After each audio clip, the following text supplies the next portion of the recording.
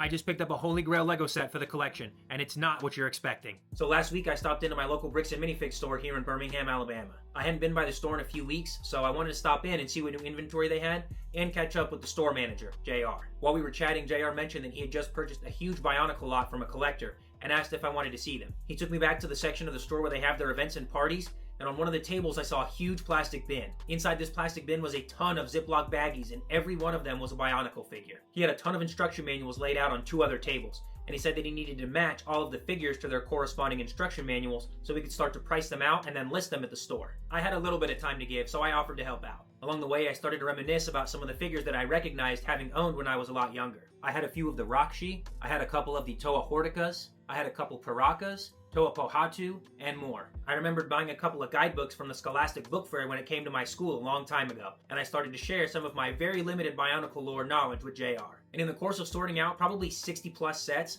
when JR handed me this one baggie, I couldn't believe what was in my hands. This is Takanuva, wearing the Mask of Light. He has some Technic built into his chest and right arm so he can swing his weapon if you put it on this side. And yes, I do have the glitter mask as well. He also has his Usanui vehicle right here, and this is what he used to travel to go take on Makuta at the end of the Mask of Light movie. And what has to be the coolest feature on the Usanui is how it deploys the landing gear. So we're going to take this back fin right here and rotate it 180 degrees and watch what happens. That's so cool. And then what you can do is take off Takanuva's head and reattach it in this flight mode position. And then you can attach him onto his Usanui vehicle and take off.